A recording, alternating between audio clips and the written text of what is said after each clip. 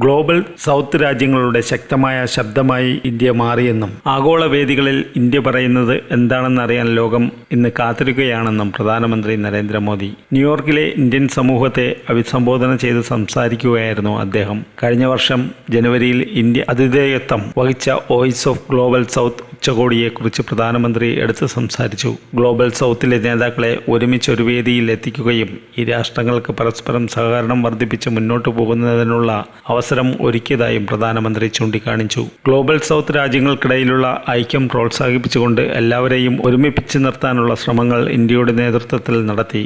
India സംസാരിക്കുമ്പോൾ ലോകരാജ്യങ്ങൾ അത് ശ്രദ്ധിക്കുകയാണ്. ഒരു മേഖലയിലും ഇന്ത്യ ഇന്ന് പിന്നിലല്ല. ഡിജിറ്റൽ പബ്ലിക് ഇൻഫ്രാസ്ട്രക്ചർ എന്ന പുതിയ ആശയത്തിന് തുടക്കമിട്ടത് ഇന്ത്യയാണ്. മറ്റ് രാജ്യങ്ങളുമായി ഇന്ത്യയുടെ സഹകരണം ഇന്ന് ആഗോളതലത്തിൽ തന്നെ വർദ്ധിച്ചു വരികയാണ്. മുൻപ് സ്വീകരിച്ചിരുന്ന വിദേശ നയമല്ല ഇന്ന് ഇന്ത്യ സ്വീകരിക്കുന്നത്. ഇന്ത്യയുടെ 5G മാർക്കറ്റ് ഇന്ന് അമേരിക്കയുടേതിനേക്കാൾ വലുതാണ്. കഴിഞ്ഞ 2 വർഷം കൊണ്ടാണ് ഈ മാറ്റം ഉണ്ടായത്. മെയ്ഡ് ഇൻ ഇന്ത്യ 6Gയിലേക്ക് വേണ്ടിയാണ് ഇപ്പോൾ ഇന്ത്യയുടെ പ്രവർത്തനം.